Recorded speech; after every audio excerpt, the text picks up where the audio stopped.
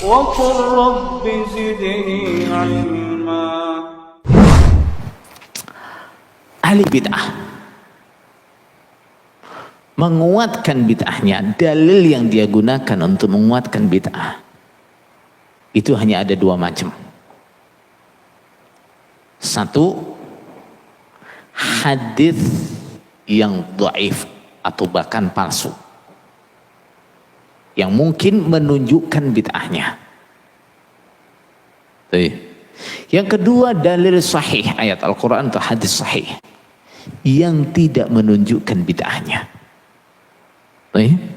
Itu kebiasaan ahli bid'ah seperti itu.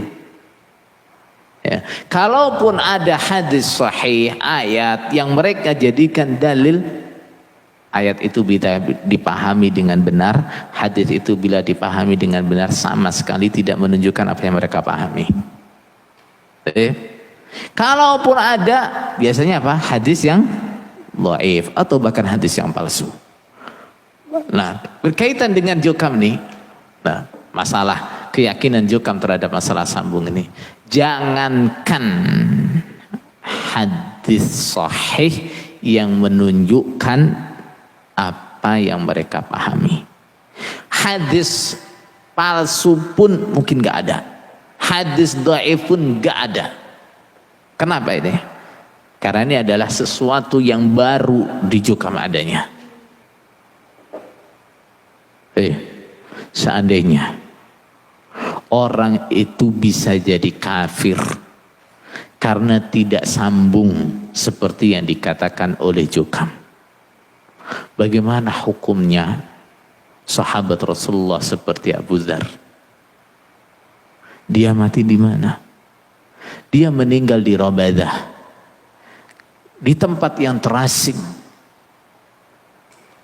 meninggal di situ. Bagaimana dia sambung dengan imamnya waktu itu? Bagaimana? Imam kelompok dia siapa? Imam desa dia siapa?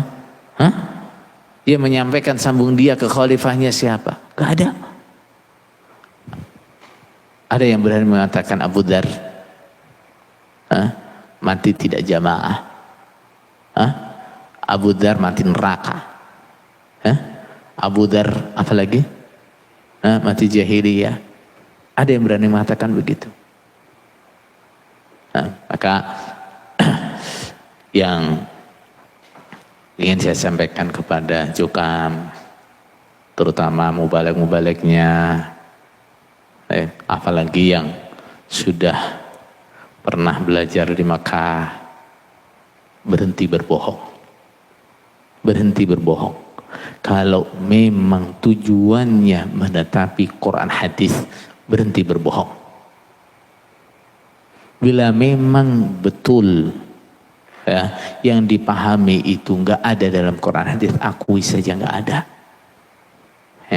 Bila yang diyakini itu tidak sesuai dengan Quran hadis, akui saja.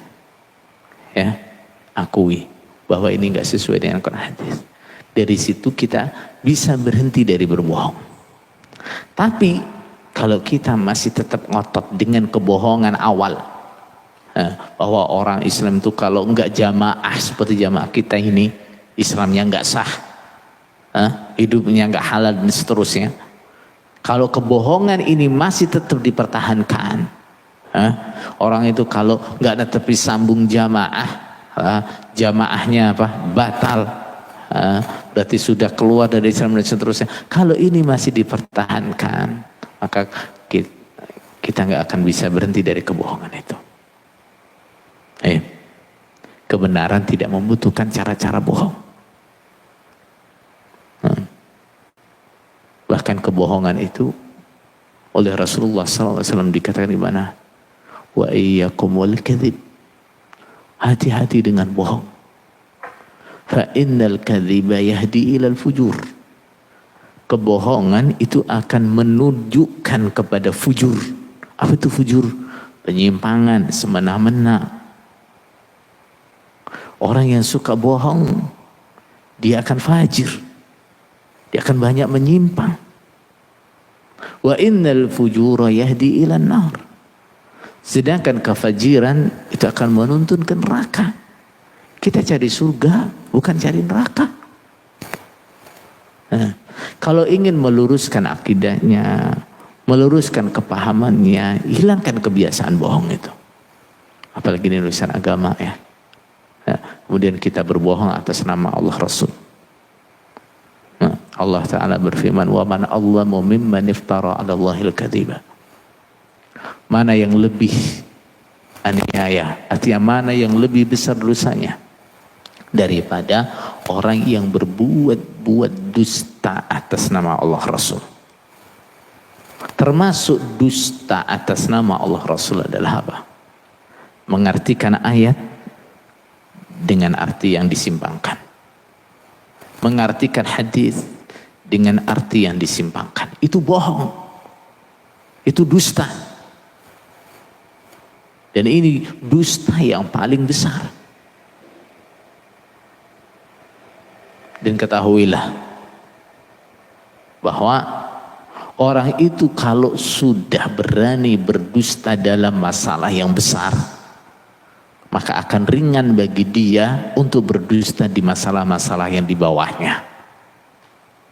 Kalau sudah berani berdusta atas nama Allah Rasul, bicara dalil saja sudah mau berani bohong, maka masalah-masalah yang lain akan lebih mudah lagi dia berbohong. Coba apa yang terjadi dengan Zulkarnain. Ketika mereka sudah berani menyimpangkan pemahaman ayat, pemahaman hadis, nah, berani mengatakan ini dari Allah Rasul begini, padahal tidak. Ajaran Quran hadis seperti ini, padahal tidak. Ketika kebohongan yang paling besar ini sudah dilakukan, akhirnya gimana? Kebohongan-kebohongan yang lebih kecil mudah lagi dia kerjakan. Menfitnah orang-orang yang mengingatkan biasa. Ya enggak? Nah, sudah berapa ratus kebohongan mereka ciptakan untuk menjatuhkan orang-orang yang mengingatkan mereka. Kenapa bisa seringan itu? Kenapa bisa semudah itu mereka mengucapkan bohong? Karena bohong yang paling besar pun sudah dikerjakan. Nah, akhirnya bohong jadi kebiasaannya. Bahkan bohong pun dianggap sebagai ibadah. Dengan diganti istilah apa? Bitonah. Dengan diganti istilah fatonah, bitonah. Apa artinya itu? Bohong kan? Artinya kebohongan. Bohong karena menutupi akidahnya. Sikap kepura-puraan, pura-pura baik, dikasih label yang bagus, budi luhur. Apa kalau orang bohong, orang pura-pura, kemudian dikasih nama budi luhur itu jadi luhur? Enggak kan? Ya tetap itu budi asor namanya, bukan budi luhur. Bitonah, kalau itu isinya bohong ya tetap bohong, dusta. Jadi ini yang harus diakhiri. Tinggalkan dusta kalau memang mencari kebenaran. Tinggalkan. Apalagi sampai dusta atas nama Allah Rasul. Mewajibkan kepada umat sesuatu yang tidak diwajibkan oleh Allah Rasul. Nah, bahkan menjadikannya sebagai ukuran keislaman seseorang. Itu adalah kebohongan. Kebohongan yang paling besar. Bohong atas nama Allah Rasul.